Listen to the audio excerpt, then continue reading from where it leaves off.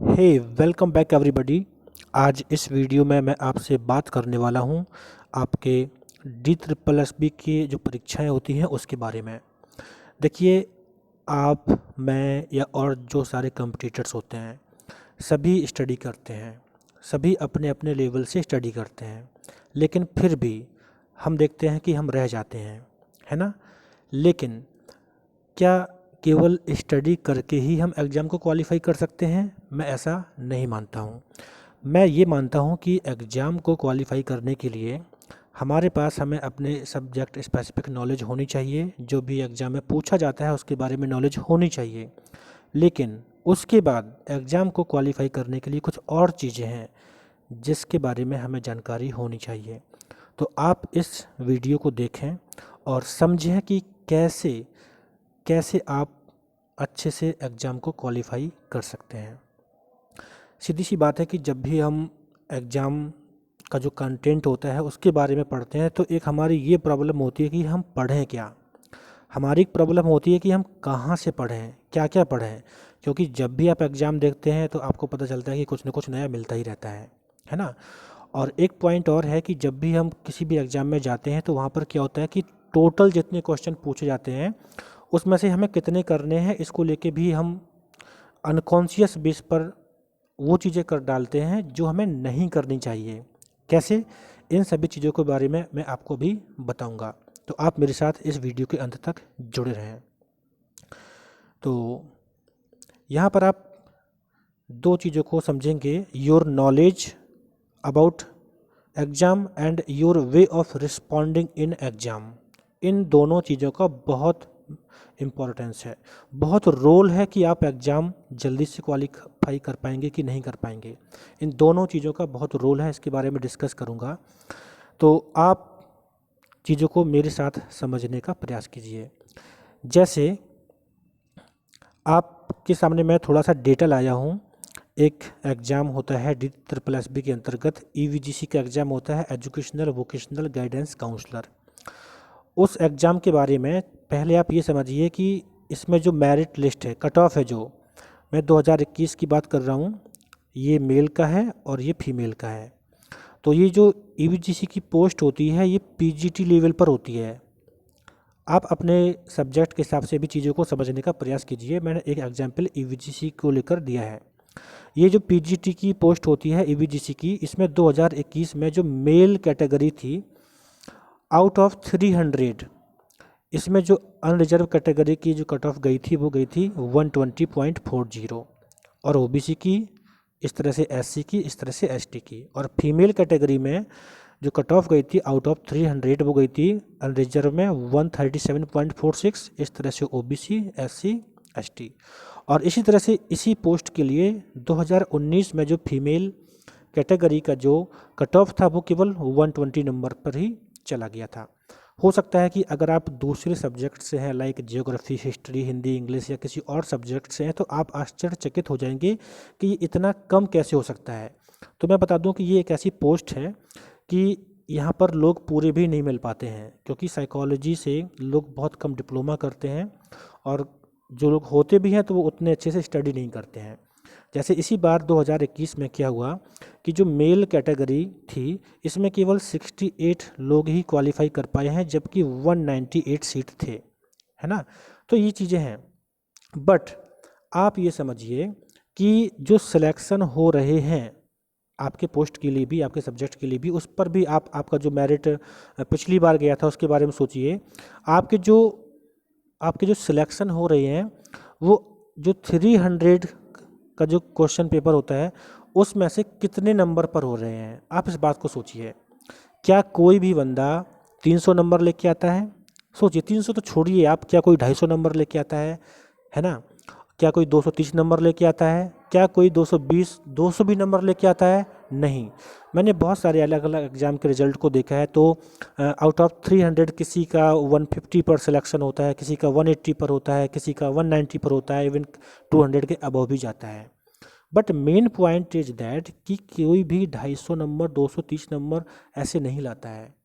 सो आप अपने मस्तिष्क में एक बात को अच्छे से बिठा लीजिए कि अगर एग्ज़ाम में आपके सामने जो भी क्वेश्चन हैं, अगर आपको कुछ क्वेश्चन नहीं आ रहे हैं तो वहाँ पर आपको टाइम वेस्ट नहीं करना है। क्यों? क्योंकि अगर आप करेंगे तो आपके पास जो क्वेश्चन करने के मौके होते हैं वो भी टाइम चला जाता है ना। So just try to understand कि कोई भी पूरे नंबर नहीं लाता है। तो आप अपने सब्जेक्ट के हिसाब से ये देखिए कि आपके जो पिछले वर्षों के कुछ कट ऑफ गए हैं वो कितने गए हैं। मान लीजिए कि आपके सब्जेक्ट में 180 कट ऑफ जा रहा है, पिछले कुछ सालों से 170 जा रहा है, तो सीधी सी बात है कि इस बार भी कट ऑफ जाएगा, मुश्किल से 10 नंबर 15 नंबर बढ़ पाएगा, उससे ज़्यादा नहीं बढ़ पाएगा, है ना। तो इन चीज़ों को समझिए कि पूरे क्वेश्चन सॉल्व करने के एग्जाम में प्रयास ही मत करो, उतना कीजिए जितने में आपको चीज़ों को कर लेना है, ठीक है। तो अब जैसे कि सॉरी, अब जैसे कि अगर जब आपका एग्ज़ाम होता है तो एग्ज़ाम में जो आपका एग्ज़ाम में 15 सेक्शन मिलते हैं, जो पीजीटी का पोस्ट होता है, तो पीजीटी की पोस्ट में 15 सेक्शन होते हैं और ईच सेक्शन आपके 20 क्वेश्चन का होता है, जिसमें आपके 5 सेक्शन कॉमन होते हैं: Hindi language and comprehension, English language and comprehension, general awareness, numerical aptitude, mental ability. ये 5 कॉमन होते हैं। इस तरह से ये जो 5 कॉमन हैं, तो 20 क्वेश्चन एक सेक्शन में होते हैं, तो 100 क्वेश्चन तो आपके ये बन जाते हैं। और इसके बाद 200 क्वेश्चन आपके आते हैं पर्टिकुलर सब्जेक्ट से, ठीक है ना। अब यहाँ पर इस बात को समझने का प्रयास कीजिए कि इश्यू क्या होता है। इश्यू ये होता है कि हम अपने सब्जेक्ट में तो काफ़ी नॉलेज रखते हैं, लेकिन इस पोर्शन में बहुत मुश्किल हो जाता है, ख़ासतौर पे जब जीएस की बात आ जाए, है ना, मुश्किल हो जाता है। तो कई बार मैंने देखा है कि बच्चे क्या करते हैं कि एक पर्टिकुलर सेक्शन की वजह से बहुत परेशान रहते हैं कि क्या पढ़ें, कहाँ से पढ़ें। जैसे कि जनरल अवेयरनेस को लेकर पूछा जाता है कि क्या कैसे पढ़ें, कहाँ से पढ़ें, और उसको लेके टेंशन में रहते हैं। आप सोचिए, ये आपका जनरल अवेयरनेस केवल 20 क्वेश्चन का होता है ना। जनरल अवेयरनेस 20 क्वेश्चन का होता है, 20 नंबर का होता है। अगर आप इसमें से टोटल 20 क्वेश्चन छोड़ देंगे फिर भी आपके पास 280 क्वेश्चन बचेंगे ना। सोचिए इस बात को आप। और मैं अगर बताऊं तो मैंने जब इसको DSSB के पीजीटी पोस्ट को क्वालिफाई किया, तो मैं सच बता रहा हूं कि जनरल अवेयरनेस में मेरा इंटरेस्ट नहीं था, तो मैंने 20 क्वेश्चन को स्किप कर दिया। वन टाइम रीड किया था, इसके बाद मैंने उसको देखा नहीं। और एग्ज़ाम के 20 दिन 25 दिन पहले मैंने इस पर दिमाग ख़राब नहीं किया कि मैं जीएस के लिए क्या पढूं, क्योंकि मुझे पता है जीएस नहीं आती, मैं कहाँ से पढूं। अब इसी बात को समझिए कि अगर जीएस नहीं आती है फिर भी आपके पास 280 क्वेश्चन तो हैं, है ना। अब जैसे मान लीजिए आपका इंग्लिश कमज़ोर है, अगर आपका इंग्लिश कमज़ोर है तो इंग्लिश में 20 क्वेश्चन आते हैं, कमज़ोर है मतलब आप 10 क्वेश्चन कर लेंगे ना। मेरे पॉइंट को समझिए, आप 10 क्वेश्चन कर लेंगे ना, 8 क्वेश्चन कर लेंगे ना, ठीक। हिंदी तो आपका बेटर होगा, नहीं बेटर है फिर भी आप 14 को क्वेश्चन 15 क्वेश्चन कर लेंगे ना, ठीक। इस तरह से आपको ये समझना है कि आपको अगर कोई पर्टिकुलर एक टॉपिक नहीं आता है तो अपने जो आपका मेंटल सेट है एग्ज़ाम को लेके उसको डिस्टर्ब नहीं करना है। आप मेरी बात को समझ रहे होंगे। So just try to understand कि अगर हम देखें, अगर हमारे पास ये जो फर्स्ट जो 5 सेक्शन कॉमन होते हैं सभी के लिए, इसमें अगर हम एवरेज क्वेश्चन केवल 12 क्वेश्चन सही कर लें, मान लीजिए कि हम अगर केवल 10 क्वेश्चन सही करते हैं, तब भी हम कितने 50 क्वेश्चन सही कर सकते हैं ना 100 में से। सोचिए आप इस बात को, ठीक। मैं एवरेज 50 क्वेश्चन की एवरेज 10 क्वेश्चन की बात किया हूँ, तो 50 क्वेश्चन तब भी सही हो सकते हैं ना। इसके बाद आपका जो स्पेसिफिक आपका जो सेक्शन है 200 क्वेश्चन का, आप सोचिए अगर उसमें से आप कितना भी कम करेंगे, क्या आप 200 में से 100 क्वेश्चन नहीं सही कर पाएंगे। और अगर आप इतना भी कर लेते हैं तो 50 + 100 और आपका 150 क्वेश्चन आप पक्का सही करके आएंगे। मैं बात वही कर रहा हूँ कि आप वही क्वेश्चन कीजिए जिन्हें आप जानते हैं, जिसके बारे में आप श्योर हैं। क्यों? क्योंकि नेगेटिव मार्किंग होती है, उसकी वजह से आप जितना जानते थे उतना भी छोड़ के आते हैं। Okay, so my point is that don't be confused कि मुझे ये नहीं आता है, मुझे वो नहीं आता है। तो अब इतनी आप बात समझ गए होंगे। अब मैं बताऊं कि एग्ज़ाम में अनकॉन्शियसली आपके साथ होता क्या है, उसके बारे में आपको बताता हूं। तो उसके बारे में बताने के लिए मैं आपको यहाँ पर इस स्लाइड में बताना चाहूँगा देखिए एग्ज़ाम में होता क्या है, एग्ज़ाम में क्या होता है कि हम क्या करते हैं कि मान लीजिए कि हमने अपना फर्स्ट सेक्शन ओपन किया हिंदी का, ठीक है, हिंदी का फर्स्ट सेक्शन ओपन किया हमने, तो हम क्या करते हैं कि बस शुरू से क्वेश्चन देखने लग जाते हैं और हम जब तक लगे रहते हैं जब तक कि हम 20 क्वेश्चन तक ना पहुंच जाएं या फिर 20 क्वेश्चन को सही करने में लगे रहते हैं। खैर हिंदी का तो ठीक है, हिंदी में मोस्टली क्वेश्चन हो जाते हैं या फिर नहीं होते हैं तो क्लियर होता है, वो सेकंडों में होता है। बट आप सोचिए अगर मैं आपके मेंटल एबिलिटी की बात करूं, मेंटल एबिलिटी में आपने फर्स्ट क्वेश्चन को देखा और आप उसको सॉल्व करने में लग गए, है ना, 1 मिनट टाइम लग गया आंसर नहीं आया, 2 मिनट टाइम लग गया आंसर नहीं आया, बट आप उसको फर्स्ट क्वेश्चन को सॉल्व करने में लगे रहे। ये सबसे बड़ी मिस्टेक है। आप सेकंड क्वेश्चन को थर्ड क्वेश्चन को आप मुश्किल से अगर मैथ में अच्छे नहीं हैं तो आप 10 क्वेश्चन कर पाएंगे, बहुत ज़्यादा टाइम कंज्यूम कर लेंगे, बहुत ज़्यादा टाइम खर्च कर लेंगे। सो ट्राई टू अंडरस्टैंड कि 20 में से एवरेज आपने अगर 12 क्वेश्चन कर लिए हैं, 13 क्वेश्चन कर लिए हैं, इट्स इनफ, है ना, क्योंकि आप दूसरे सेक्शन में अच्छा कर लेंगे, समझ रहे ना। तो ये तरीका है कि एग्ज़ाम में आपको ऐसे रिस्पॉन्ड करना है ना। फिर से आप इस बात को समझिए कि आपके पास टोटल 15 सेक्शन है, 5 सेक्शन आपके पहले होते हैं जिसमें अगर आप एवरेज 10 क्वेश्चन करके लाते हैं तो आपके पास 50 क्वेश्चन सही हो जाते हैं। इसके बाद 200 क्वेश्चन में से आप 120 क्वेश्चन सही कर लीजिए, 100 क्वेश्चन सही कर लीजिए अपने हिसाब से, तो चांस होते हैं कि आप सिलेक्शन आपका सिलेक्शन हो जाएगा, ये पूरे चांस हैं, ठीक है ना।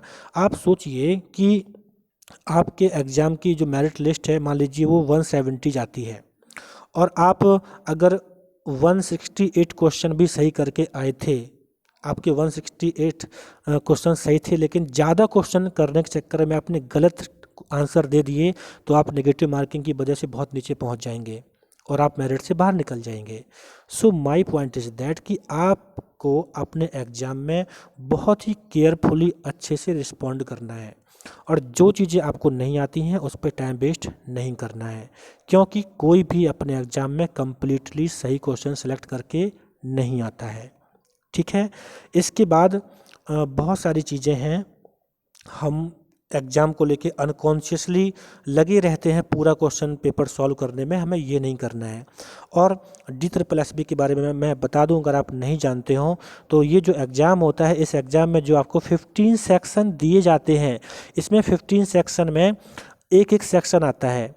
पहले आपका एक सेक्शन आएगा हिंदी मिलेगा या फिर आपको इंग्लिश मिलेगा, जो भी सेट हो, एक सेक्शन आपको मिलेगा। इस सेक्शन के जब आप 20 क्वेश्चन कंप्लीटली फिलअप कर देंगे, सबमिट कर देंगे, तब आपके लिए नेक्स्ट सेक्शन ओपन होता है। जब दूसरा सेक्शन कर लेंगे तब तीसरा सेक्शन ओपन होता है और जिस सेक्शन को आप एक बार सबमिट कर चुके हैं वो सेक्शन दोबारा ओपन नहीं होता है। So please try to understand, ये एग्ज़ाम आपके नॉलेज के बारे में ही केवल नहीं है, ये एग्ज़ाम आपके अंडरस्टैंडिंग के बारे में भी है कि आप एग्ज़ाम को कैसे हैंडल कर रहे हैं। आप मेरी बात को समझ रहे होंगे। एग्ज़ाम को हैंडल करना है, एग्ज़ाम को ट्रिकली तरीके से हैंडल करना है। नॉलेज तो आपने बहुत गेन कर रखी है, आप एटलीस्ट 50% 40% तो जानते ही हैं।